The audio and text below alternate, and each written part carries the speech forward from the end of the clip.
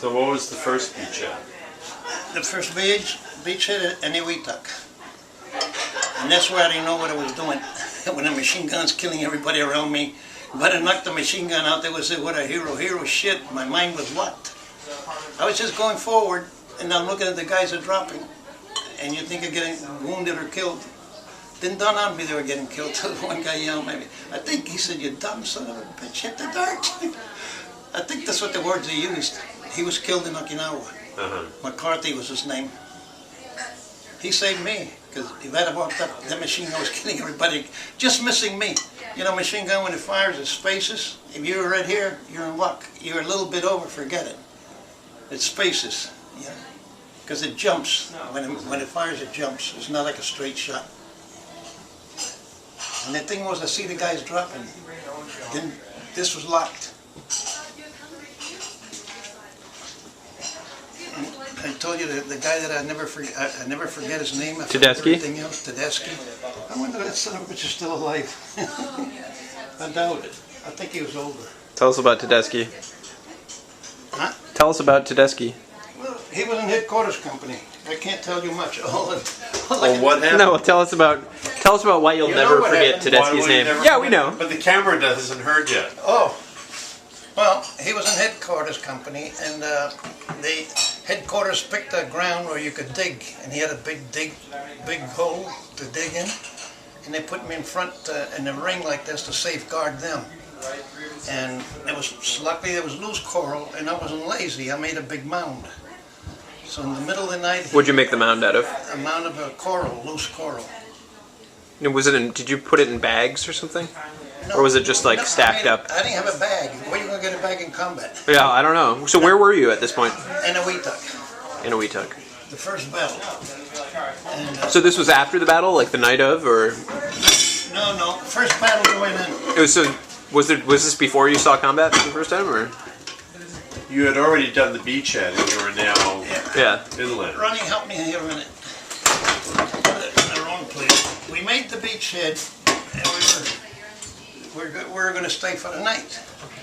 So they put the headquarters company in the middle, where there was no coral. It was sand. They could dig a hole as deep as they wanted to see themselves. And they put me out in the front where there was only coral. Coral you cannot dig, but loose coral you can make a mound of. So I made a mound, and in the middle of the night, this idiot Tedeschi sees me, which I'm guarding his life and the rest of the other guys, and he thinks I'm a Jap. So he throws this grenade at me, and I had a big mound. By luck, the grenade fell in front of the mound. It exploded. Didn't hurt me, except it threw old dirt all over me. So I turned around and said, son of a bitch, who threw that? Oh, gee, I thought you were the Jap. So I says, you son of a bitch. You stick your head out of that hole tonight, I'm going to blow your brains out. And that was it, that one. So wasn't there another night that you, was there some story about like you set up a hole or something like that, and you had slept overnight and you woke up the next morning and there Another night there was machine gun fire. and there were holes on either side of your head? Yeah, Tell me that one. It was a hill that had like a, come like this and then down, which you can't get on there. And I put some new sandbags up. In the middle of the night, I happened to see a Jap. I did not see him, I heard him. And I fired on him. They're recording. I fired on him, and I don't know whether I hit him or not, but he opened up on me with a light machine gun. And that was the only firing during the night. In the morning I looked, my head had been here, and there was a hole here and a hole here. 2 inches either way, I wouldn't have been here today. Would have got me in the face. Well, I guess we wouldn't be here either then, right? You wouldn't be here doing this. So, I've heard all of these stories like in bits and pieces, you know? Like, I've never heard really... I've never heard exactly like how they fit together, like linearly. Like, I never knew that the story with Tedeschi was on the night that you, like, it was in Eniwetok, and it was the first night, like, that after you saw battle for the first time. Yeah. So, like, so Eniwetok was the first beachhead. Eniwetok, then Saipan. Then Saipan. Then Okinawa. Then Okinawa. Yeah. So, how many times did you see, like, really intense Like, how many times were there like really intense battles that you were involved in? By luck, I was in some battles, but not the real intense. By luck, we happened to be in the right side. Not those real big intensive. The most, like there was 2 twin hills, and I told you this one. Yeah. So And- where was that? In Saipan. That was in Saipan. Yeah. And so how long had you been like, away from the United States at that point? Maybe a year and a half. How long did it take you to get to Eniwetok for the first time? Like after you left Hawaii? Hawaii took about 30-some days. 30-some days? Yeah, they zigzagged one different way so the Japanese didn't know where we were going. So how did you get onto Eniwetok? How did I get on? Yeah, like, how did you get onto land? On the landing boat. Landing boat? That's when the machine gun was firing, right? No, this is the landing boat. Landing boat is when you get to the beach. Yeah, but so what was it like coming out of the landing boat? Were you facing a lot of fire? There was shells. Yeah, they were shelling us. Yeah. Naturally, they missed most of us. Yeah. And then the battleships were firing with those big guns into the island.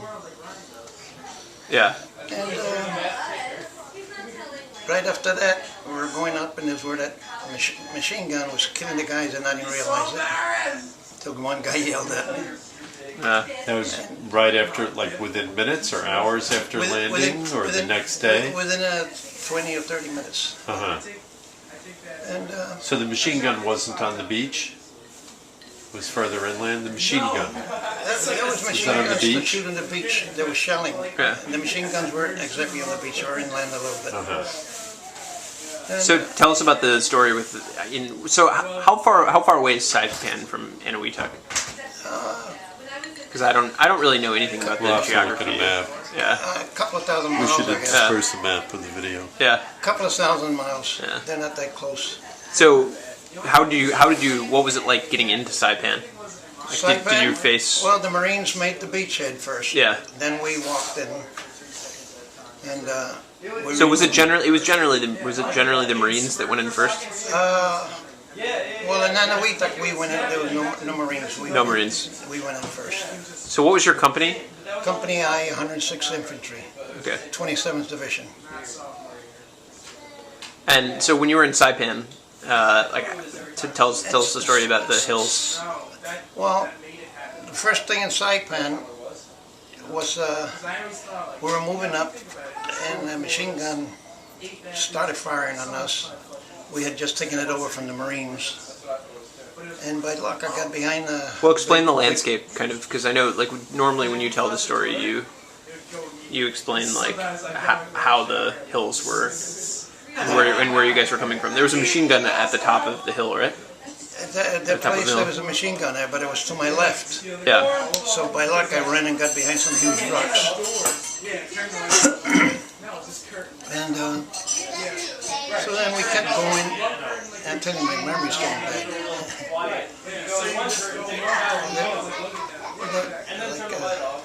We're talking about Saipan. Yeah. So then we got to this hill where one squad, there was 2 big hills, and between the hills, maybe 100 or 200 yards of open space. Yeah. And they had the machine guns covering those open. Luckily, these hills were maybe, you know what I think about it, maybe 100-some feet high only, or a couple of 100 feet. They weren't like big, huge, but they were like this, and they had the machine guns covered. And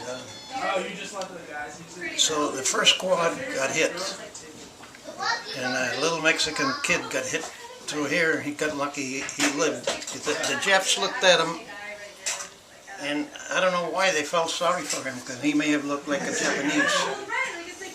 And they didn't kill him, they knew he was alive yet. Whether he finished after the war, he was still alive or not, I don't know, but he got out of it, we got out of it. So my sergeant says to me, when we get there, you know that if you're going to turn around that hill, that machine gun's going to get you, because you don't see it, there's huge weeds, and they were hiding in the weeds. So he says, you can climb up this way, and see what happens. So I had a BAR, 21 rounds in a second. I got up to the top of the hill, and I grabbed my rifle, BAR, and there was a Japanese officer waiting for me to come around the other side. Yeah. So you could count the holes in them. Yeah. Then I got smart, using your head. Most of it is luck, but 10% is using your head. There was trees, and all the Japs were hiding into the trees. Whether they're killed anymore there or not, I have no idea. So I kept firing into the trees to keep them down from shooting at me, because where I was wide open till the end of the hill that went down. Then my sergeant came up, and he says to me, "Let's get the hell out of here." So going down the hill, they got me with a grenade in the rear, which I still have 3 pieces in me. Doesn't bother me. It bothered me for quite a while. Now all of a sudden, I don't know why, it doesn't bother me at all. I used to sit in my rear end, used to get soaking wet because it pinched the nerve or something for years. I couldn't sit down long in the summer. So then the sergeant gets out of here, so going down the hill, they threw a grenade and they got me in the rear. Then when we got to the bottom, probably that grenade saved my life anyway, because they had to send me to the hospital. And everyone died the next day, right? Time, a lot of the guys taking my sergeant says that he took my rifle, my BAR, and then 2 Japs came to look down and see what was going, and he got them. They were stupid enough to come to the end and stand up. And then he got them, but then he was seriously wounded later. He lived though. And so the story about what about the story of so this officer that you opened up on, that's the guy you took his saber, right? Oh, the one on the hill there? Is that the guy whose saber you took? It's not, right? No. Because you couldn't have, how could you have gotten out of there? The saber was at the end. That was near the end of the war? No, at the end of the Saipan. It was in Saipan? At the end of the fighting. So, what was that story? Well, the sergeant says to me, "Go down there and check out the gully. Check out the gully." So I went down by myself, and there was a huge growth, but you couldn't see behind it. And there was this Japanese officer who, by my luck, didn't have his pistol. Either that or he didn't have ammunition left. Yeah. So when I got near the growth that I couldn't see him. At this point, like, had you guys pretty much taken the island at this point? Yeah. Yeah, this was the end. So he might have been like a holdout that had spent all of his ammunition. So all of a sudden I see the saber come up. He wanted to cut me in half. Yeah. So naturally I put 21 rounds in him. And I got the saber. Yeah. And I sold it to a Navy guy for $100. The Navy guys were coming around. Even they were doing, some of them, pulling out the gold teeth of the Japanese. I says, "You scumbags, get the hell out of here." Yeah. You know, I couldn't do that. Yeah. And they were nuts. So what'd you do with the $100? I sent it home to my mother, who needed money. Didn't you say that didn't you keep some of it to buy candy bars or something like that? Didn't you say that, or am I making that up? No. No. You sent all of it back? I used to trade the cigarettes for candy bars. Yeah. I didn't smoke. Yeah. So were they like issued to you, the cigarettes? Yeah, they were given to you, and then candy bars. So to get more candy bars, the guys that smoked, yeah, I gave them. They didn't care for the candy. Yeah, and that's all you wanted. Cigarettes more. Cigarettes a habit for me. And that's the one in Saipan. There's a whole more story, but you know, going back to Eniwetok, my scout saved my life. We were going out, and he was to the left of me, and the sun was shining, and there was a little covered pillbox with only a little hole to look through, and he had his rifle on straight at me, and the sun was hitting it, and the scout saw it, and he yelled at me, "Look out!" And he ran, and as he ran, this jet turned around, shot him.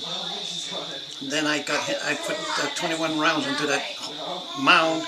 Then I went around the back and threw 2 more grenades to make sure I got him. Yeah. The scout died the next day. He was hit in the stomach. He saved my life. It's one of those things that save some people's lives and some save mine. So how many times when you were there do you think that you like should have died? How many times? Do you think you should have died? You cannot count them. Yeah. Another time a sniper got a twig right next to my nose. The twig snapped. That's how close that bullet got to me. Yeah. And the one with the Japanese opened up on me in the night with 2 holes over here, a hole here, and shells. One shell would land here, and then you'd ship like this, and the other shell. And that's why you say it's 90% luck, right? Because every one of those times that you should have died, 90% luck. there's really nothing you did to stop yourself. No, not right there. 10% brains, 10% doing the right thing at the right time. Yeah. Or just to know and well enough to not do the wrong thing at the wrong time, right? Yep. Hey, honey, I gotta go back to the war. Why do you have to go back to the war? And for all these dummies who think we should have never used the A-bomb on the Japanese, Yeah. none of us would be here if we hadn't used it. Yeah. A million. I'm not saying this. The army said this. 1 million of us would have died. How far were you from Japan? Yeah, because you were in Okinawa, right? 500 and some miles. Yeah. So do you know, like, what did they tell you about? Did you ever hear anything about going into Tokyo? Going into Tokyo? Or going into Japan? Like, do you know what your next stop would have been? I knew we were going, but who knows where or how. And you didn't know how far away you were? They don't tell you that until you're on board a ship. Yeah. And we went on board a ship to go, so. So what percent, like, how much of your time did you spend on ships?